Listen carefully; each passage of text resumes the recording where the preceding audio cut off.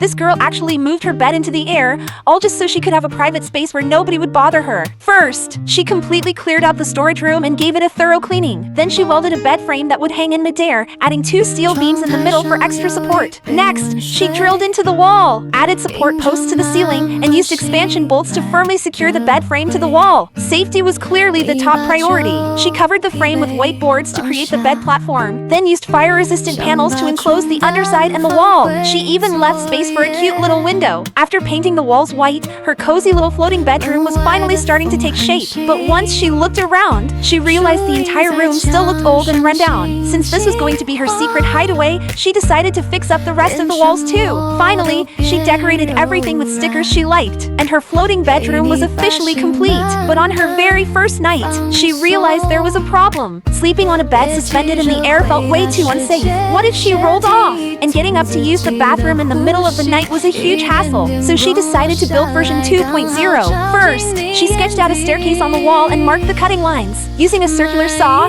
she cut the angled pieces, then welded them together in pairs to create the corners. With 2 main beams and 8 crossbars, the staircase frame was ready. Next, she welded pulleys onto the bottom of the staircase frame. She separately welded 2 square brackets to hold the pulleys in place. Then she welded a round steel pipe onto a short square tube and slid the pulley assembly onto the round pipe. The other end of the pipe was secured to the floating bedroom. Now the staircase could slide back and forth along the pipe. Once the main staircase frame was welded onto the pulley assembly, the sliding mechanism was complete. Then she moved on to the wooden steps. She used an edge banding machine to seal the edges and smooth out any rough spots. The boards were assembled into L-shaped steps and secured with a nail gun. The first step was attached to the steel frame, followed by the rest, one by one. After flipping everything over and laying the pieces flat, she added the side panels and covered the top with 1 large board. The staircase was basically finished, but she wasn't done yet. She added a landing platform at the bottom and covered it with a large board. That way, she could turn the staircase into a slide and literally slide down from her bedroom. She also enclosed the exposed steel pipes,